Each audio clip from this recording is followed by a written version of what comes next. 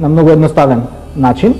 Понатаму имаме уште два типа на знаци, тоа се симетрични слогови знаци, кои што ги има 6 на број, и накосени слогови знаци, кои што ја следат, да речеме, истата идеја, како симетричните слогови знаци, но во рамнината на пишување се, наместо да ја следат логиката на пресликување за 0 и 90 степени, некаде 180 степени, се наклонети во однос на 45 степени, и затоа ги нарекуваме накосени слогови знаци, и имаме еден специфичен знак, чија што форма и ден денес е слична во нашата современа азбука, тоа е формата на согласката Д со 4 различни положби, кои што завземаат соодветна звучност до, Д, Да и Ди. Може понатаму. И овде е представена соодветна табела, каде што се сега представени сите симетрични слогови знаци, сите накосени знаци и специјалниот знак Д. И овде гледаме дека имаме 13 знака. Овие 13 знака формираат слогови формираат 52 слога. На тој начин вкупно некаде околу 160 слогови се покриваат со само 26 знаци. Ова што овде го гледаме, а и во претходната табела каде што беа асиметричните слогови знаци, во вид на знаци, се знаци за озвучување на посебни самогласки, кои што се исто така потребни за да може да се покрие целото множество на знаци кои што треба да се озвучуваат. Исто така дополнително, заради тоа што некогаш во текстот тоа има потреба, среќаваме испишување на изолирани согласки. Овде тоа е решено на начин што на основниот знак кој што представува слог се додава еден знак кој што се нарекува вирам, и на тој начин од звукот кој што би требало да биде слог се исфрла само гласката и се изговара само согласката. А овде, како што реков, ако особено станува збор на почетокот на зборот, каде што треба да се употреби самогласка, тогаш се употребува некој од овие знаци. Овде можеме да приметиме дека знакот за Е и знакот за Е речиси идентичен, знакот за О ја задржал во основа својата форма, освен ова средната црта и искусувањето и ден денеска се употребува во истиот облик во нашето писмо, а знакот за У само малку треба да се преврти во суштина истата форма како и денес. Покрај тоа, покрај овие слогови знаци кои што ги имаме 26 на број, откривме и 4 пиктографски знаци кои што означуваат цел поим, од кои што 2 успеавме да одгонетнеме и како треба да биде нивното озвучување. Тоа се 3 вертикални црти кои што означуваат Бога и 3 накосени кои што означуваат Господа. Останатите 2 знака ги имаме само нивното значење, тоа е знакот за змија и знакот за покојник кој што е извезен преку знакот за Богот на мртвите кај определени народи, но нивната звучност не успеавме да ја одгонетнеме, знаеме само што треба да значат.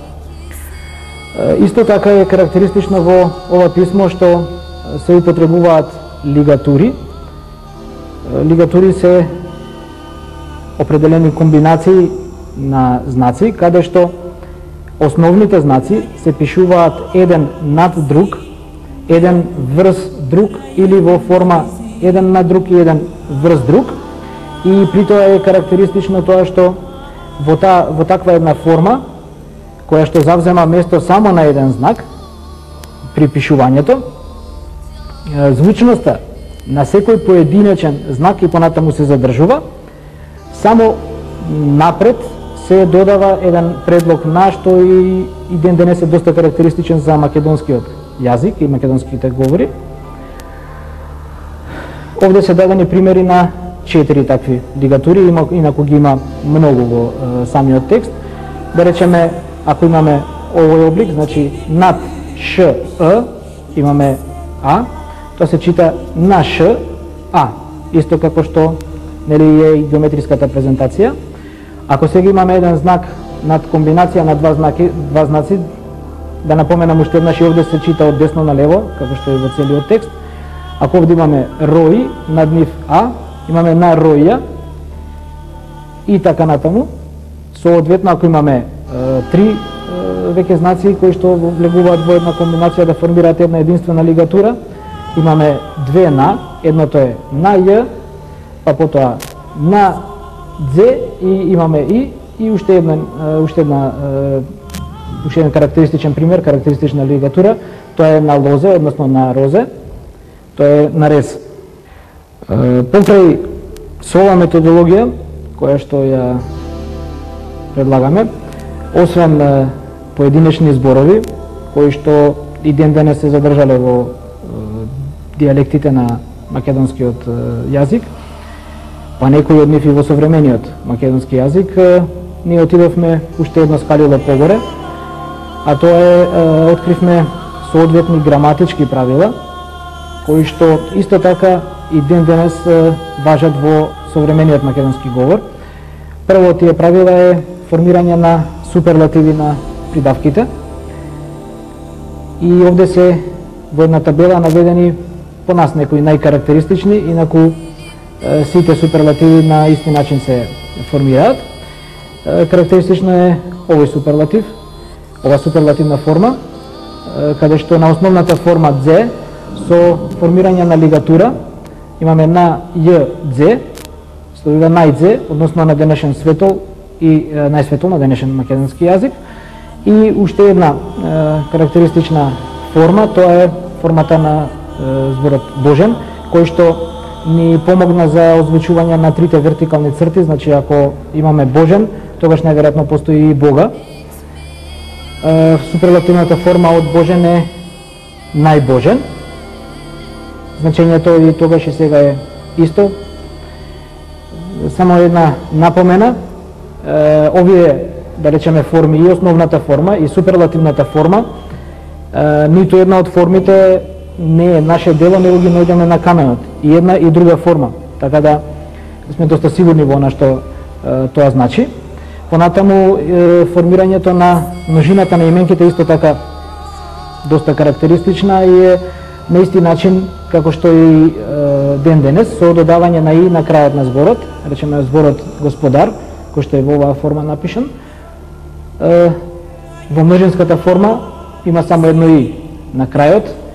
Стариот збор за свештеник, тоа е Шемо, имаме Шемоја постанува збор за свештеници, имаме Лото како годишно време, па множина е Лотој, за камен имаме Ши и множинската форма е Шии, односно камења.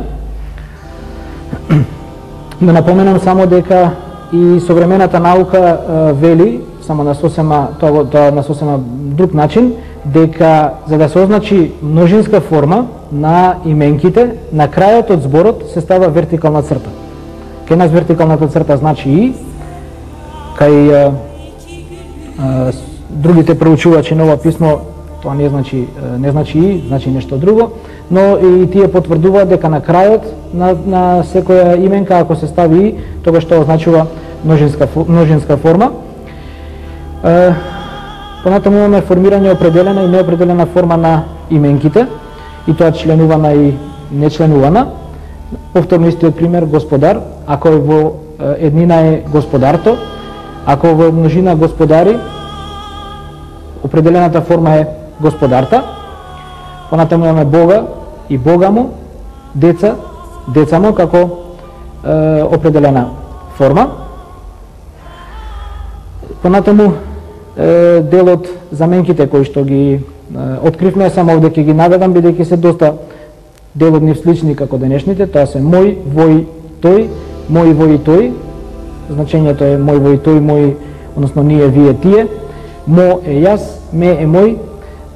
Показната форма за женски род е најзе, во денешна форма е нејзе. Она што го сретнавме како израз за свој, тоа е суа, во овој облик, а за сите е сето. Су, односно суа, суи, до денес се сметаше дека се потекнува од римскиот, односно латинскиот јазик, но еве го среќаваме и тука во текст кој што претходи на тој јазик.